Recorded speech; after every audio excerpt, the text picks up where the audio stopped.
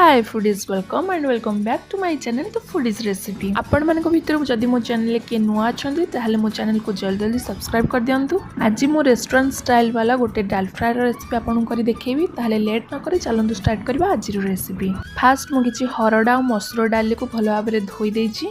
एबे आमे डाली को प्रेशर कुकर देई सेथिनि मु 1.5 ग्लास पानी लूण और हळदी सहित 3टी हुइसिल आसले जाय छाडी देछि। पई एठी नेछि हेंगु कटा पियाज भृसंग पत्र सुखिला लंका कच्चा लंका टमाटो अदा रसुण कटा लाल मिर्च पाउडर जीरा सोरिष ये सब नहीं। देन कड़ाई तेल पकई से तेल गरम हो सारा मुझे चीनी तापर पकेली जीरा सोरिष कटा अदा रसुण कंचा लंका सुखिला लंका टमाटो भृसंग पत्र दे भल भाव में गोलेदेली। तापर मु लाल मिर्च पाउडर टिके देछि तापर टिके हेंगु पकई भल भाव में ताको गोलेदेली। ये सब जिनस को भल भाव मिक्स कला परे मु सिजा डाली को एथिरे देदेली। तापर हल्का टिके पानी प्रेशर कुकर रे दे डाली रे देदेली। तापर हम भल भाव में ताको गोले देबा। गोले सारी 1 मिनिट पर्यंत आमे ताको फुटिया को छाड़ देबा। आ तापर हमर रेडी हे जिवो रेस्टोरेंट स्टाइल डाल फ्राई। लास्ट रे टिके लेंबू चिपुड़ दे भृसंग पत्र सहित गार्निशिंग करिछि।